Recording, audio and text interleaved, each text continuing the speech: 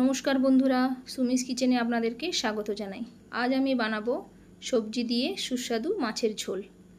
মাছগুলোকে প্রথমে নুন হলুদ মাখিয়ে সাইড করে রেখে দিতে হবে।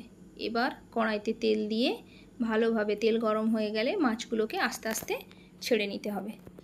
ঢাকনা দিয়ে মাছটা ছাড়ার একটাই কারণ, মাছটা যখন তেলে ছাড়ি তখন তেলটা খুব ঠিকরে আসে, তাই আমি এইভাবে ভাজি।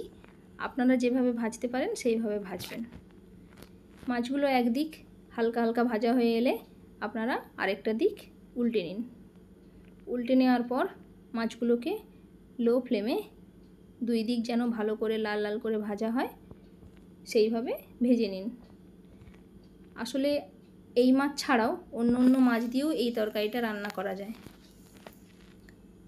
বেশিরভাগই টেস্টি লাগে কই, মাগুর, শিঙি এগুলো দিয়ে। আমার বাড়িতে এই মাছ ছিল, আমি এই মাছ দিয়ে রান্না করছি। যে কোনো মাছ দিয়েই এই রান্নাটা রান্না করা যায়। মাছগুলো দুই দিক ভাজা হয়ে গেলে মাছগুলোকে একটা বাটিতে তুলে নিন। তুলে নেওয়ার পর মাছগুলোকে সাইড করে রেখে দিতে হবে। যা গরম পড়েছে, এই গরমে এরকম হালকা রান্না খুবই উপকারী।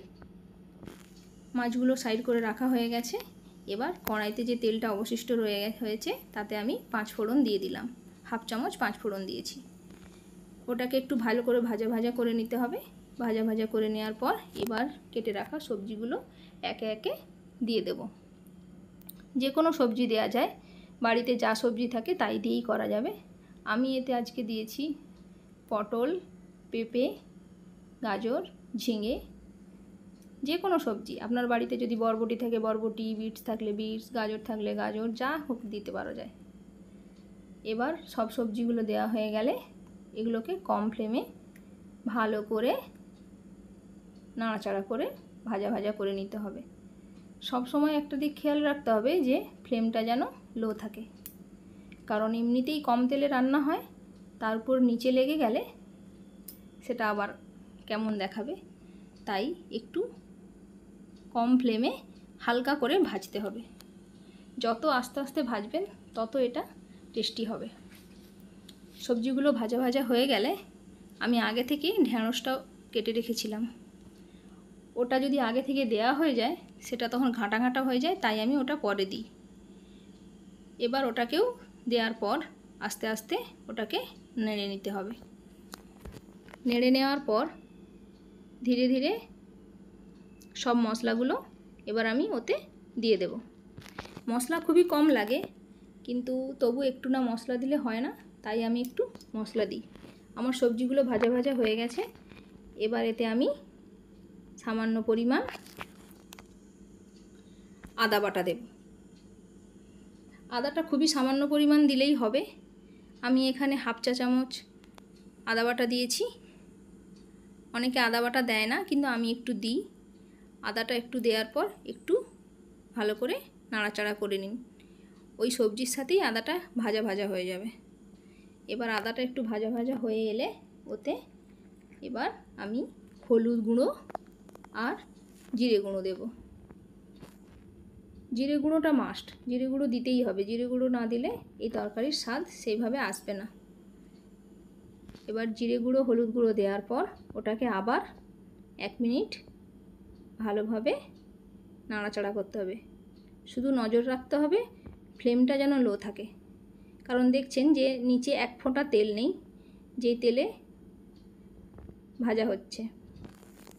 এবার ওটা ভালো করে নাড়াচাড়া হয়ে গেলে এবার ওটাতে আপনারা আপনাদের স্বাদ অনুযায়ী কাঁচা লঙ্কা দিয়ে দেবেন। আমাদের বাচ্চারা এই ঝোলটা একটু কম ঝাল খায় বলে আমি এতে কমই দিয়েছি লঙ্কা। যারা বেশি ঝাল খেতে পছন্দ করবেন তারা একটু বেশি করে লঙ্কা দিয়ে দেবেন। দিয়ে এবার ওটাকে আবার একটু ভালো করে ভাজা ভাজা করে নিতে হবে।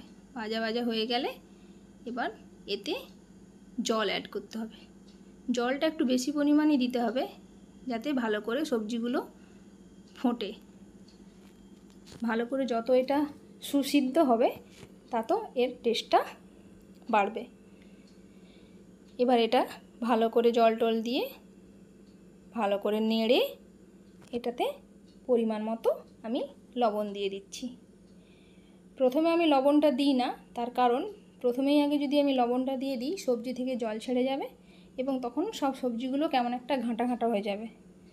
তাই আমি শেষেই লবণ দিয়ে ঢাকনা চাপা দিয়ে দিলাম। দিয়ে এটাকে 3-4 মিনিট ফোটাতে হবে। ফোটানোর পর সবজিগুলো ঢাকনা খুলে দেখে নেবেন সবজিগুলো সেদ্ধ হয়ে গেছে কিনা। হয়ে গেলে এবার আস্তে আস্তে মাছগুলোকে ছেড়ে দিতে হবে, দিয়ে আবার ঢাকনা চাপা দিয়ে দিতে হবে, দিয়ে আবার 2-3 মিনিট ফোটাতে হবে। বন্ধুরা, আস্তে আস্তে চেষ্টা করছি, আপনারা আমার সাথে থাকবেন। আমার চ্যানেলটাকে আপনারা লাইক করে দেবেন, সাবস্ক্রাইব করে দেবেন, কমেন্ট করে জানাবেন কেমন লাগলো